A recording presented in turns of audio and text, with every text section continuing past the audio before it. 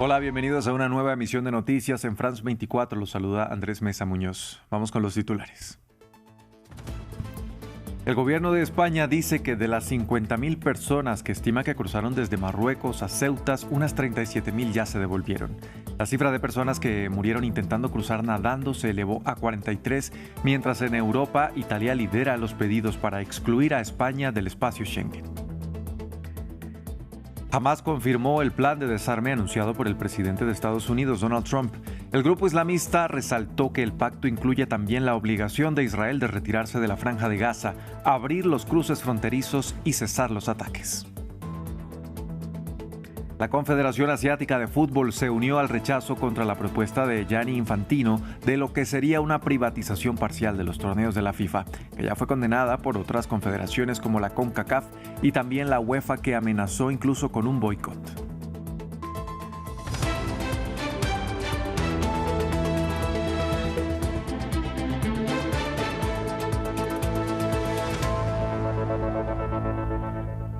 Vamos a iniciar en el norte de África y la nueva crisis migratoria en la ciudad autónoma de Ceuta. El más reciente reporte del gobierno de España dice que de las 50.000 personas que se estiman cruzaron desde Marruecos, unas 37.000 ya se han devuelto.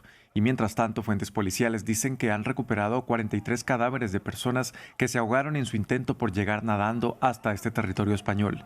El presidente del gobierno, Pedro Sánchez, dijo que está dispuesto a facilitar la reforma de la ley de extranjería para facilitar repatriaciones en frontera. Y desde el lado marroquí, en la ciudad de Castillejos, en plena frontera con Ceuta, nuestra corresponsal Sofía Catalá nos informa cuál es la situación. Castillejos ha amanecido con miles de personas que han pasado la noche a la intemperie tras intentar cruzar a nado o caminando hacia Ceuta. Como pueden imaginar ustedes, estas personas están en muy malas condiciones físicas y ahora también necesitan ayuda para poder regresar a sus pueblos y a sus ciudades. Están empezando a llegar algunos autobuses públicos, también se ven camiones que van recogiendo a decenas de jóvenes y también llegan taxis colectivos. Al mismo tiempo también hemos visto que sigue la cotidianidad. A pesar de todo, los vecinos de Castillejos siguen trabajando, paseando, incluso tomando el sol en la playa, siguen básicamente con sus vidas. Y paralelamente a esto, en el recinto fronterizo, frente a la puerta principal de acceso a la frontera desde Castillejos, siguen los enfrentamientos desde ayer por la noche entre jóvenes que lanzan piedras desde las montañas y la policía marroquí, que está tratando de desalojarlos con gases lacrimógenos y también con camiones de cañones de agua. Y también hemos visto que se han quemado vehículos policiales. Ahora mismo la situación allí sigue tensa y el acceso está muy complicado. Al mismo tiempo, hay gente también que sigue intentando cruzar al enclave español a través del espigón de la playa. La policía marroquí sigue intentando agarrarles y sacarles de nuevo hacia Castillejo. Hay quienes optan por lanzarse al mar, además en medio del caos. La gente que va saliendo de vuelta por esa puerta principal explica que hay personas que se ahogan y que hay muchos heridos. De momento no hay comunicado oficial de muertos en la parte marroquí, pero sí que hay cantidad de testimonios que afirman haber visto a la gente morir en el agua y en los espigones de la playa. También hay muchos ciudadanos marroquíes, en su mayoría jóvenes estudiantes o jóvenes en situación de desempleo, que están volviendo voluntariamente desde Ceuta. Lo hacen tras pasar la noche en la intemperie, sin agua ni comida, y tras ver agotadas sus esperanzas de conseguir protección en territorio español. La situación en Ceuta abre un viejo debate en la Unión Europea y está siendo aprovechado por la extrema derecha para justificar su discurso antiinmigrante. Italia y Finlandia, por ejemplo, abogan por excluir a España del espacio Schengen, el área de libre circulación entre los europeos. Para analizar este tema saludamos a Antonella Marti. Ella es politóloga, escritora y analista internacional especializada en el análisis crítico de las nuevas derechas, el populismo y el nacionalismo radical en el mundo. Antonella, bienvenida a France 24. Gracias por acompañarnos. Muchas gracias, Andrés, un placer. Antonella, primero, ¿qué tan posible y además qué tan viable es excluir a España del Tratado Schengen? Bueno, es muy interesante porque el asunto de la migración, como bien decías recién, está siendo aprovechado por la derecha y la extrema derecha a lo largo de España, a lo largo de Europa.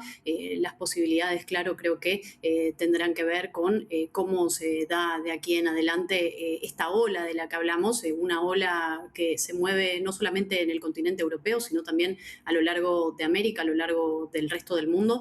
Lo vemos con una elección atrás de otra que vienen ganando estas nuevas derechas. Y efectivamente el uso de la cuestión migratoria es algo que utilizan, instrumentalizan estas derechas, como veíamos el caso recién de Italia, Francia, Alemania, Finlandia también, y otros países que también se suman a estas fuerzas políticas que buscan actuar de una manera, diría, funcional a la provocación marroquí en este caso. Ahora, además de estas reacciones europeas que ya hemos visto, Donald Trump también, por ejemplo, se ha aprovechado de esta crisis y hace un par de horas dijo que Estados Unidos sufriría una situación similar si los demócratas ganan las presidenciales dentro de 2 años. ¿Qué tanto sigue impactando hoy esta narrativa en el ciudadano de a pie, no solo allí en Estados Unidos, sino también en Europa, en el resto del mundo? Bueno, es el uso del miedo, la instrumentalización del miedo de una política de división, de poner siempre la creación de estos chivos expiatorios, de el otro, de la pureza de la que hablan estas nuevas derechas.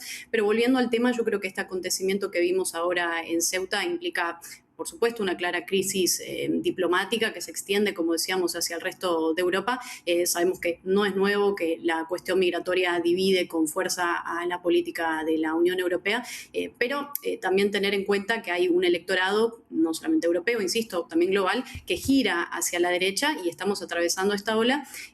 Pero sobre el tema de Marruecos, creo importante mirar qué hay detrás de lo que está pasando ahora en Ceuta, que se da en un contexto donde Marruecos no respeta los derechos políticos, es un régimen, como sabemos, autocrático, donde el rey Mohamed VI concentra el poder político, el poder religioso, y además es un aliado, como sabemos, muy cercano de Donald Trump y en este caso también de Israel, países que muestran hostilidad hacia el gobierno de España por distintas posiciones de política internacional.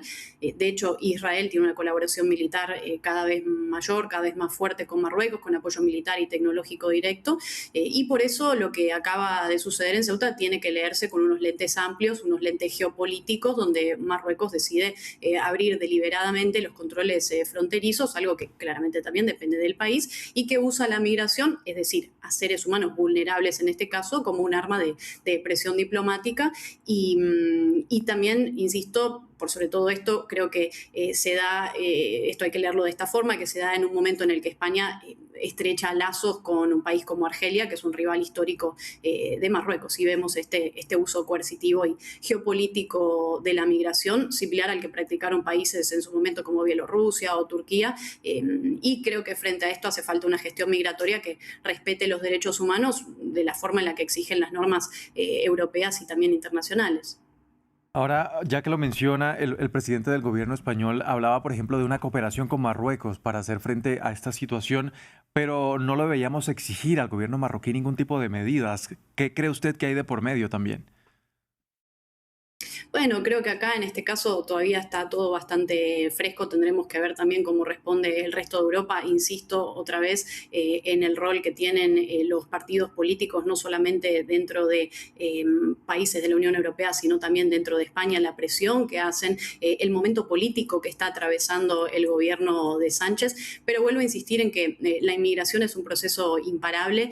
Por esto también yo creo que hay que identificar la geopolítica del miedo de la que hablaba al principio, cómo la instrumentalizan personajes como Donald Trump, pero también lo hacen partidos políticos de la derecha tradicional o de las derechas extremas a lo largo de España, con un Santiago Abascal desde Vox que habla de invasores como una forma, ¿no?, de enfrentar también a los españoles entre sí y instrumentalizarlo para ganar votos, digamos, en la forma en la que ellos saben hacerlo, en la forma en la que lo hacen estas nuevas derechas. Mencionabas también el caso de Donald Trump, cómo se usa ese rol del miedo, y nunca lo hacen desde una política, desde el consenso, del diálogo, del respeto por los derechos humanos, porque son cuestiones o factores que no están en sus formas. Politóloga, escritora y analista internacional, gracias por acompañarnos aquí a analizar este tema en France 24. Gracias a ustedes, un placer.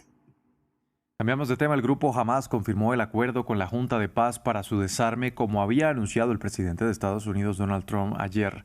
Sin embargo, Hamás aseguró que el pacto está condicionado a que Israel también cumpla retirando sus tropas de la Franja de Gaza. La situación parece seguir estancada y los palestinos no son optimistas sobre la viabilidad del acuerdo. Los detalles desde Jerusalén con nuestra corresponsal Yanira Gómez Muñoz.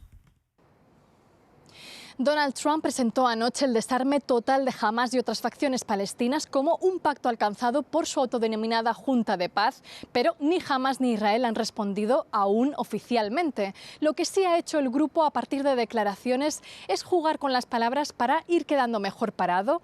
Ha negado que vaya a entregar las armas porque dice a lo que ha accedido es almacenarlas en un sitio controlado por el gobierno de transición formado por tecnócratas palestinos, el llamado Comité Nacional.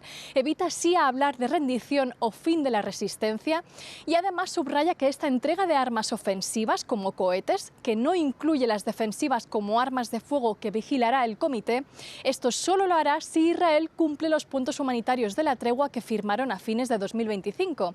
Es decir, que frene sus ataques diarios en Gaza, que deje entrar ayuda para reconstruir y deje entrar al comité, cosa que debió permitir a finales de 2025, junto a el despliegue de la Fuerza de Estabilización Internacional. Por si fuera poco, hay dos peros más en este nuevo acuerdo que no conocemos completo. Según estas facciones, su desmantelamiento tendría que ir en paralelo a una retirada israelí por fases y al desarme de las pandillas apoyadas por Israel, aunque la Junta de Trump habla de que sería después del desarme. Y por último, el acuerdo tendría que crear un camino a la autodeterminación palestina.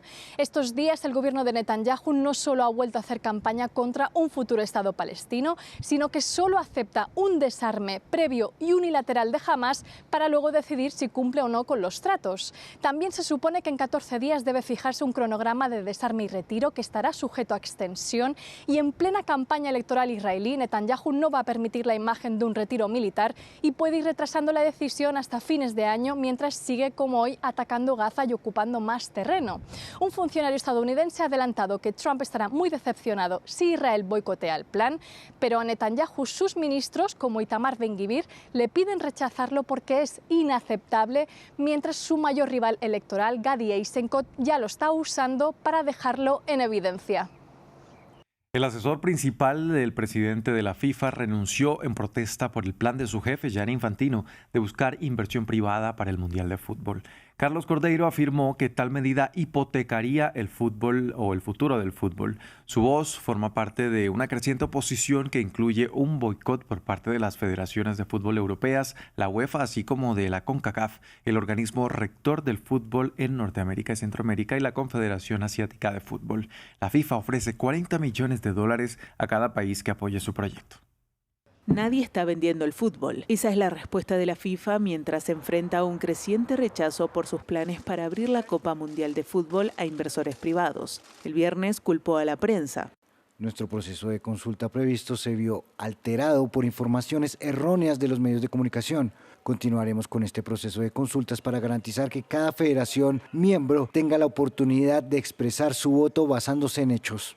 Esto se produjo tras una reunión de emergencia de la UEFA, en la que los 55 organismos rectores europeos votaron boicotear todas las competiciones futuras si la FIFA avanzaba. La CONCACAF, que supervisa el fútbol en Norteamérica y Centroamérica y fue sede de la Copa Mundial de este año, también rechazó el plan y cuestionó la necesidad de inversión externa tras el torneo más rentable de la historia. La Confederación Asiática de Fútbol también se unió al reclamo. El presidente de la FIFA, Gianni Infantino, quiere crear una filial comercial, FIFA Forward Enterprise. Se espera que la firma de capital de riesgo Thrive Eternal, fundada por Joshua Kushner, hermano del yerno de Donald Trump, lidere el grupo. Si se invirtiera en este proyecto, los inversores podrían llegar a obtener hasta un 20% de esta propiedad comercial y, como es lógico, esperarían obtener un rendimiento de esa inversión. Y aquí es donde surgen las preocupaciones de mucha gente, porque entonces los intereses comerciales del fútbol acabarían por imponerse al propio deporte. Infantino, quien le otorgó el Premio de la Paz a Trump, fijó el 19 de septiembre como fecha límite, prometiendo $40 millones a los países que lo apoyan. Pero para ello necesitaría el voto favorable de 106 de sus 211 miembros. Con la incorporación de la Confederación Asiática de Fútbol a la UEFA y la CONCACAF, parece imposible que logre esos apoyos. Por ahora, la Confederación Africana y la de Oceanía no se han pronunciado y se han limitado a decir que estudiarán la propuesta. Hasta aquí este informativo. Gracias por acompañarnos.